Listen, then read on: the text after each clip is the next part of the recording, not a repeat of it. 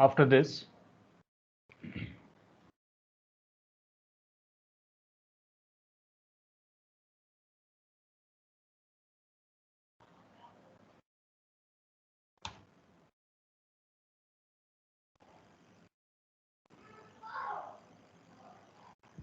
we have the next part. The semaphore mechanism. So in semaphore mechanism, we were mentioning about wait and signal. So signal and wait, they are two primitives of the semaphores, as we mentioned. And these two primitives, so one we call it as wait, another we call it as signal. So we can see this wait s is less than or equals to 0, and this one, when it is going to for a signal, s is incremented to 1. So wait should be 0 and signal should be 1. So that is what we discussed here. Wait should be 0 and signal should be 1. So that is what we discussed. And later on, we were mentioning general integer semaphore followed by the counting semaphore with some range. And third one, we were telling about the binary semaphore. Even though it is an integer, but it is going to support only either high or low, either 0 or 1. So we call that one as a binary semaphore. So these semaphores, they are going to protect the mechanisms in a critical section. So that is what we talked about. And then we were telling about some process states from ready state to running state, running to waiting state. So running to waiting state was in a blocked state. And again from waiting state to ready state, we are going to call it as a wake up state. So that is the discussion what we are going to have, what we have discussed in the last class. So to do that, we are going to say we are emphasizing on a semaphore, and thus semaphore is going to have an integer value s, and it is going to have a process which it is going to be a pointer variable with the list, and it is going to build up a list with two things. One, it is going to hold the process, and another, it is going to hold the address of the second. So the first block, it is going to happen with the wait, and s it is going to make a semaphore. So I am going to have process P1, process P2, and process P3. So whoever process are going to have this value as less than 0. So obviously they are going to have an attempt, and those they are going to be built in a queue here. They are going to be built in a in a list here. So here it is going to give first process P1 is waiting, next process P2 is waiting, P3 is waiting, P4 is going to wait. In this way, it is going to maintain a linked list here, and all of them, they are going to be in a blocked state. So when does a blocked state will come? So I was mentioning we are going to have a ready state, a new state, followed by ready state, followed by running state, then it goes to some waiting state, and then again it goes to ready state, and it finally it goes to an end state. So when is this waiting going to happen? So at this time we are going to say a wait state is going to happen. And when is this wake up state is occurring? So this point we are going to say as block state. This point we are going to call it as block state. Okay, from waiting state to ready state. So this event we are going to call here as a wake up state. So how is this wake up state activated? So whoever are going to request for a semaphore, those they are going to raise their request, and that is done with a semaphore called as wait, and they are going to be processed in a list. So now what is this? You can see the value of is going to be incremented from 0 to 1, and one by one item is going to be removed. So process pi is going to be removed, and then it is brought from waiting state to ready state, and then it is going to be moved to the running state, and then it is going to be terminated to the exit state. So that is how a sync happens between a waiting state and a signal state. So these are all what we have discussed yesterday's class. Now today we are going to discuss or continue the same topic. So that is, we have two shared variables. So the two shared variables are being taken up with the two process, and oppositely what happens was process P0 is going to have adoption over Q, and that it is going to be needed via this P1. Similarly, S is going to be needed by process P1, but S is going to be holded by this P0. So abruptly, what is going to happen was none of the request is going to be released between P0 and P1. So there we are going to say a deadlock is going to happen. So two or more processes are waiting indefinitely. So you can see the word here. They are going to wait for indefinitely the amount of time. So waiting indefinitely for an event to occur. So because Pi needs yes is P0. P0 needs Q. Yes, it is with P1, and you can see Pi needs Q, and Q is going to be with P0. So none of them are releasing the shared content. So it is a hang-up situation, and we are going to say when this is going to come out again, we are going to say it is an indefinite state. So such a type of things, they are going to lead to deadlock, or they are going to lead to a word called as starvation. Okay, now how can I eliminate this deadlock, or how can I come back with a solution to a deadlock? So that it is going to say they are going to put some protocols with some priorities. So which is the high priority, which is the low priority. So thereby the ambiguity will rise. Similarly, strictly implementing hold and wait, mutual exclusion, elimination of circular wait. So there are some of the properties where deadlock can be eliminated. If that is taken care, then deadlock is going to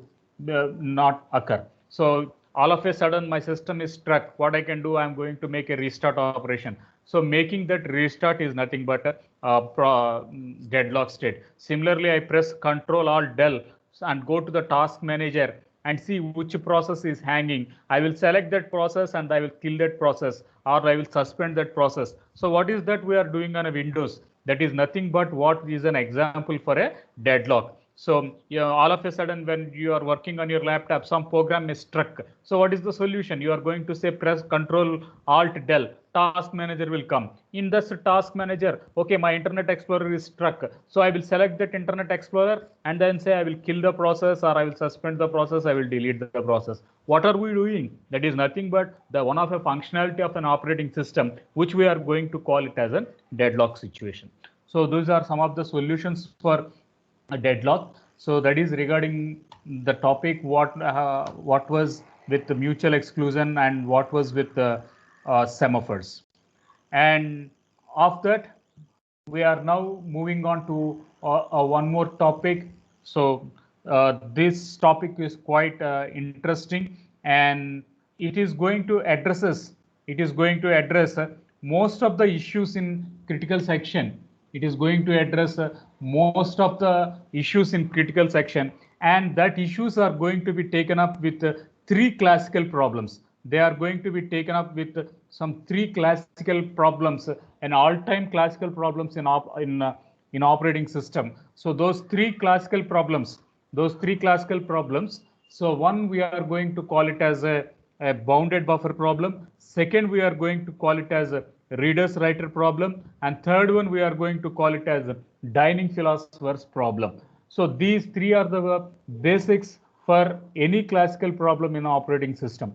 So each of them, a problem is erased, and each of them is going to be given by implementing mutual exclusion, by implementing semaphores, by implementing critical regions, critical sections. So all of them, they are going to be covered via this classical problems of synchronization.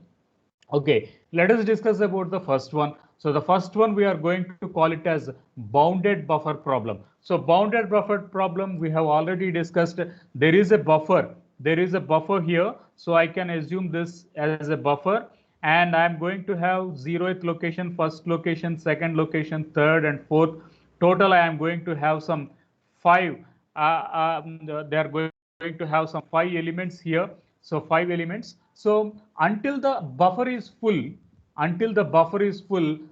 it is not going to be consumed. So what we are going to say that one as producer, and another one we are going to call it as a consumer problem, right? Producer is going to produce an item here.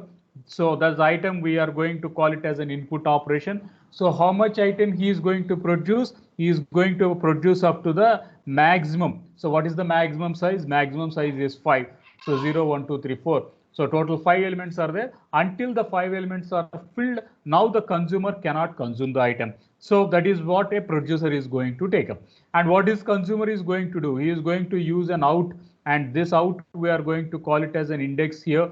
This out we are going to call it as an index, and he is taking up one by one item, and he is going to consume and sees that the buffer is empty at this location, and this person will sees that buffer is going to be full at this location. Okay, producer he is going to produce the complete array until it is full, and consumer he is going to delete each and every element in a array until it is empty. The only situation is that when producer he is going to produce, consumer will not enter. When consumer is going to consume, producer will not consume. So how is this happening? So for that they are going to implement this as a bounded buffer problem, and more or less they are going to call it as some consumer, or they are going to call it as some producer consumer problem. So here you can see the n size of a buffer. So it can hold one item at a time, and that is up to 5 elements. And we are going to protect it with the synchronization primitives. That is nothing but mutual exclusion. Mutual exclusion says that at most one process is in critical section. So it is going to give an assurance that at most only one process is going to be happening in the shared content. So that is taken care with this mutual exclusion. So I was telling buffer is empty and buffer is full. Here I was taking a scenario as buffer is empty. Here I am going to say buffer is full. So for that we are going to take two values. One value it is assigned to 0, that is for full, and one value it is analyzed to n, where we are going to call it as an empty here. So here we can see the producer process, the one who is going to produce an item into the buffer. So I'm going to have the buffer here. So I'm going to have a buffer here, which is going to be a shared buffer. I can say it is a shared buffer, and this shared buffer, it is going to be a part of a critical section. It is going to be part of a critical section. So what it is going to do, it is going to iterate the process from first to n. So it is going to use some control structure. So it is going to use some do while loop. And what is going to do, it is saying produce an item in the next produced. So now the item is ready to be launched into the buffer. The item can be now put it into the buffer. So wait until empty. Why it is going to make it as wait until empty? Because it is assuming that there is some garbage value that a consumer may not empty the location.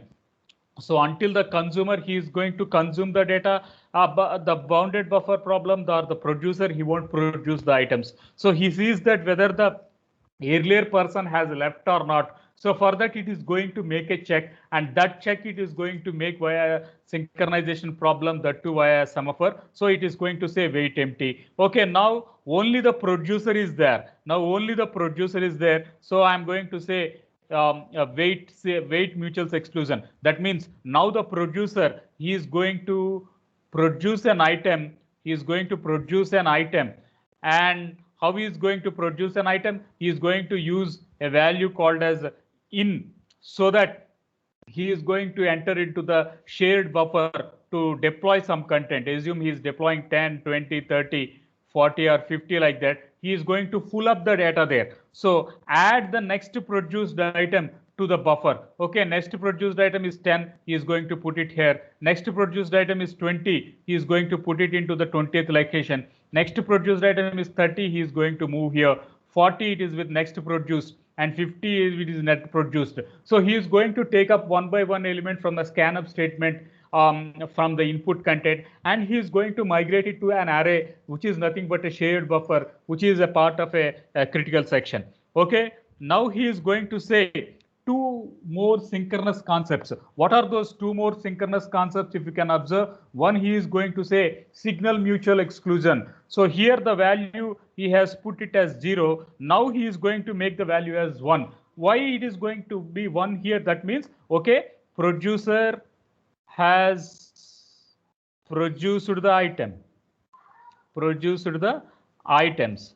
Now it is going to invite, now it is going to invite the consumer to consume item. So for that, it is going to say it has reached to the maximum value until the buffer is full. Until the buffer is full, it is not going to enter. So now it is going to invite this consumer so that the buffer is full. Now the consumer, he is going to consume the items. So how he is going to consume it? See, the first primitive, you can see this one, we are going to call it as consumer problem. The first one we are going to call the pseudocode for the consumer problem. Again, we can see it is going to put it in a data structure called as do while loop. Now here you can assume wait until full. Okay, wait until full. That means I am going to have an array. I'm going to have a shared variable, and this is 10, this is 20, 30, 40. Now this is not full. Now the bounded buffer problem, the consumer will not consume it. So until the buffer is full, that is until the last element, the n is equals to full, n is full, then only we can say the wait is going to happen. So here the value is 0. And again we can say now only the consumer is entering into the critical section. Now only the consumer is entering into the critical section. So at that, what he is going to do is he is going to put the state into the wait. He is going to call it as wait. So now the pseudocode, you can see remove an item from the buffer to next consume. So what he is going to take? He is going to take the first element 10. So here he is going to use an out, and out he is going to assume it as an array index. So I can call this one as buffer, or the name of this we can going to call it as buffer. That is a shared buffer here. And this shared buffer, I am going to have an index here. So 10 it is going to take up, and it is going to give to next consume. Next it is incremented. Next it launches the 30. Next 30 followed by 40, and then it is going to pick up the fifth element. Okay, what is the now the state? Now there are no elements inside the buffer. Now 10 is removed, 20 is removed, 30 is removed, 40 is removed. So each element is going to be removed from the buffer, removed from shared buffer. So what is going to happen? Now the buffer, we are going to say buffer is empty here. Now at this state, at fifth element, buffer is going to be empty. Now buffer is empty. Now to whom it has to tell? It has to tell the consumer, sorry, it has to tell the producer, okay, I have consumed all the elements. Now it is up to you to refill the buffer. So for that, it is going to say signal mutual exclusion. When it is going to do signal mutual exclusion, it is going to include a shared memory concept, that is with the semaphore as 1. And again, it is going to tell signal as empty, because the fifth element is going to be removed and it has been brought to net consumed. There is no other element in the buffer. Therefore, it is going to say signal as empty. So consume each and element from the buffer via the next consume. So that we are going to repeat it for 5 times. So we are going to use a control structure. So that is how a producer consumer problem, nor a bounded problem is going to take place. So that is up to the first topic. Now coming to the second topic in the classical problems of the synchronization. So this one we are going to call it as readers and writers problem. So second approach in the synchronization problems, we are going to call it as readers writers problem. So now just we can get back to the previous slide. So what is going to happen here is either producer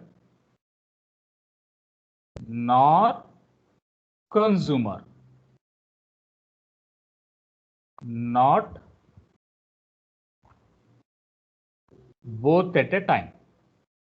Both at a time, right? So this is the drawback which was pointed in the boundary problem. So I cannot have multiple producers, nor I cannot have multiple consumers, nor if a producer is producing, consumer are waiting, consumers are consuming, producer is waiting. So there is no sync between can I have multiple producers, can I have multiple consumers? If such is a question is going to be raised, bounded buffer problem is not going to attempt that question. Either the producer consumer problem is not tackling that situation. To handle such a type of situation, now comes the reader's writer problem. So in reader's writer's problem, the most important thing was it is going to support concurrent process. It is going to support concurrent processes. So the best example I can say that I'm going to have some SVCW exams dot in. If I'm going to have some SVCW exams dot in, so exam cell, they are going to have the write operation. Exam cell, they are going to have the write operation. So students, they are going to have only the read only operation. Got it? So I'm going to say svcw exams.in, then I'm going to say 18B01A05XX, some register number. So what happens? The people, they can make, the people who are inside the organization, that is who are with the exam cell, they can make a read operation, nor they can make a write operation. But what the students or faculty or the people who are not a part of an exam cell, what they can do only the read operation, right? They can do only the read operation. Okay, now the next question is, how many can do a read operation at a time? How many can do a read operation at a time? So I can use your register number, see what are your marks. Another girl can type your register number from her location, see your marks. Similarly, you can open from your location, type your register number and see your marks. Now what is going to happen? Multiple readers has a choice to enter, to use a shared variable. Got it? So if there is a shared variable, and if that shared variable is going to be put it in a read-only mode, definitely multiple people can have access to it. Then what is that problem called as? So that problem we are going to give as concurrency, and those people we are going to call them as readers. Those people we are going to call them as readers. What is the right of a reader? Does they have edit? No, they don't have any edit operation. They have only the read-only operation. They are going to have only the read-only operation. So now, who are the writers in this example? In this example, the writers are only within organization. That too, the people who are having the admin rights, the exam cell people who are going to have the admin rights, only those people who are going to have a write operation, and those people, they can read your marks, they can update your marks when there is a new semester happened. So obviously your SGPA will be accumulated to CGPA and new score will be generated, and then for every subject they'll give A plus plus O grade, like that. So there they are going to update your marks. So what is that state? So that state we are going to call it as a writer's problem. So that state we are going to call it as a writer's problem. So here the writers, they have two axes. One, they can make a read axis, another they can make a write axis. So that is where we are going to define a data structure, and that data structure we are going to call it as read write mutual exclusion. And people who are going to do only a read operation, there they are going to initialize with a mutex. And how many number of reads can happen. So multiple reads can happen in a shared data structure. For that, how many people are doing a read operation? So that is where we are going to say it is a read count. We are going to take one more data structure. Okay, so here we can see the problem. So allows multiple readers to read at a same time. It is going to allow multiple readers at a time, but here you can see only one single write can access the shared variable. So once there is a write operation happening on, now readers cannot make a read operation. Got it? When there is a write operation going on, when there is an update operation going on, they will say server is under construction, server is under down. So what is the, why you are going to get that options? Because they are going to remodify this content over the server. They are building the next process. They are updating the new content. So at that juncture, we are going to assume that a writer, he is going to make some update operation. Therefore, we are going to say that a single write operation is going to take place. Okay, now after the data structure has been taken up, now we can say a writer problem. Now first we are going to say the reader's writer problem is going to have two pseudocodes. First pseudocode, it is going to support a writer problem, and second pseudocode, it is going to support a reader's problem. So here you can see again a control loop which is going to be taken up with a do while mechanism, and next one we are going to say wait process. Next one we are going to say it as wait process, and wait, it is going to say read write mutual exclusion. It is going to give up read write as a mutual exclusion, and it is going to say writing is going to be performed. So here we are going to assume that writing is going to be performed. So that is where the state it is going to call, and wait state it is going to give as 1, and signal state it is going to give as, sorry, wait state it is going to generate as 0, and signal state it is going to generate as 1. So wait and signal, these two, now they are going to call here as semaphores. These two items, they are going to call it as semaphores, and they are going to control the critical section. So what is critical section here? When we are going to assume this writing as a process, and this it is going to be a shared value, therefore this shared item we are going to call a shared object inside the critical section. So you can see this wait, that is read write is going to happen 0, and we are going to see the signal. Once the write operation has been performed, now anyone can come and read the state. So how it is going to tell? It is going to give a signal called as high, and when it is going to make a write operation, then it is going to make a signal as 0. So the second part of the algorithm. Now you can look up this, the second part of an algorithm, and this is what we are going to call it as reader's problem. So the second process is going to be the reader's problem. Again, you can see do loop to end of while up to the condition is true. Therefore, we are going to say it is again a control structure, and it is going to be repeated via the control structure. And now you can see that wait mutual exclusion. So value is 0 here, wait mutual exclusion. So next one we are going to say, as this is the reader's problem, so reader can be more than one. Reader can be more than one.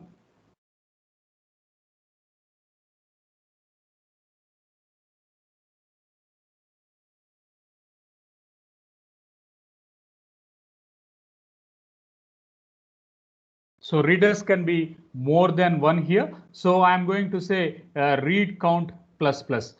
Okay, now you can assume the first read operation happened. Now you can see that the first read operation has happened. So what is this? The first person, he is going to want to make a read operation. So what it is going to make a security check was, it is going to see whether a write is going to happen or not. Check whether write is happening or not. So it is going to check whether write is happening or not. So how it is going to happen? Check. It is going to use these two primitives, as simple as such. So once signal has been high, that means the writer has left. Now the readers, they can do as many read operations. So readers, now they are going to enter into the critical section. They are going to enter into the critical section, and now you can have multiple readers. Now you can have multiple readers, so all can read at a time. So first operation, first reader, so assume read operations is of 5. So 5, it is done, 4, 3, 2, 1. So in this way, multiple readers, they can read and log out of that content. So okay, there is no other else. There is no other else to make a read operation. So meanwhile, if a writer is there, now we are going to say, okay, writer can now make a write operation. So there we are going to say the writers has left. Now, the readers has left. Now the writers can come and write into the critical section. So this is what we are going to give it as a readers problem. So in readers problem, what can happen is that it gives a solution to the bounded buffer problem. In bounded buffer problem, either producer is producing, consumer is consuming. No two consumers or more than one consumer can consume at a time. So to give an alternate solution to that, the readers writer problem has been taken up. Okay, so before the reader is going to make a read operation, he is going to check into this whether a writer is going to write or not. So when he sees that there is no writer, now the reader, he is going to come into the critical section. And at a time, 2 or more readers are going to come into the critical section. Then what is the primitive data structure they are going to use is, they are going to say read count plus plus. Okay. So now they are going to enter into the critical section. For that, now they are going to put the mutual exclusion as weight as 0 there, and thereby they are going to make a read operation. Assume there are 5 readers. All the 5 readers are going to end up their read operations. So one by one, they are going to end up to then. Now the writer, he is going to wait there. Okay, once the readers has been done, now there is no more reader in the critical section. If such is the case, then they are going to give a signal operation as 1. So once the signal operation is given as 1, that means now the writer can again enter into the critical section. He can make a wait, and then he can do a read write access, update the critical section. In this way, they are coordinating between both the readers problem, and they are going to coordinate with the writers problem. So this is all for this readers writer problem. So in today's class, we have talked about mutual exclusion, we have talked about semaphores, and later on we have taken up 3 classical problems. One, we are going to call it as bounded buffer problem. Second, we call it as a readers writer problem. Third one, we are going to call it as dining philosopher problem. With this dining philosopher problem, which we are going to address in next class. And as a bounded buffer problem, we were taking that buffer size is some fixed, and buffer until it is going to be produced one by one item. Until it is full, nobody is going to happen. Okay, when it is going to be a consumer problem, the taken up buffer is going to be an input here, and one by one item is removed. And once the items are totally consumed, then the producer will come. So the drawback here, we were mentioning that no two consumers, no two producers can use this critical section at that time. So for that, they are going to give it as a readers writer problem. So in a readers writer problem, it is going to support concurrent processing. So concurrent processing is nothing but multiple users can make a thing at a time. Who are those multiple users? Yes, people who are going to make a read operation, only those people can have a concurrent access. But write, it has to be done on a single server and a single database at a time by one person. So for write operation, there is no concurrent access. It is just a bottleneck. Only one person, he is going to take up that topic. So, but as far as readers, multiple readers also can be there. So if I'm going to check my train status, my bus status, my plane status, so you are going to say in irctc.com, then you say track my train, where is my train, like that. So anybody can track up the train at any time. So So they are going to be readers. They cannot edit the time of a train. But the people who are belong to the railway department, now they can update the time. They can update the timetable. They can schedule the train time, etc. So those people, they are going to have a database admin access. Those people, we are going to call them as writers. So this is a writer's problem where people can make a write operation on this. So once the write is going to be initiated, no other reader can make a read operation, so that it is going to be protected with a synchronization mechanism called as semaphore. So in semaphore, it is going to use two primitives, wait and signal, either 0 and 1. 0 and 1, it sees that at most one job is going to happen, that it is going to be called it as some mutual exclusion. And the second part, we are going to call it as a reader's process. In reader's process, multiple readers can come at a time. Therefore, how many numbers of read operations are there? You can make a count in a data structure that can be done with read count plus. In this way, any number of reads, the total number of reads can be find out. Okay, so one by one read operation is going to be transformed over the critical section. So once the read has going to be ended, until then, if the writer is going to come, now writer, he has to wait. So at what time he is going to wait? He is going to wait until a signal operation comes from the write operation. So signal mutex, that means the person, he has tell that I have used the critical section. Now the writers can make a write operation. So this is how this readers writer problem is going to go up. So there are two variations we were mentioning. So the first variation was no readers are kept waiting unless the writer has permissions. And second operation we were discussing, only one reader is ready and it performs a write operation. So that is what we are discussing about the readers and writers problem. So this is all for today. Thank you for joining. So I'm ending my presentation here. So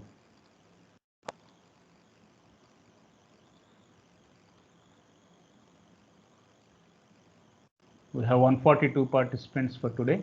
I'm stopping my recording.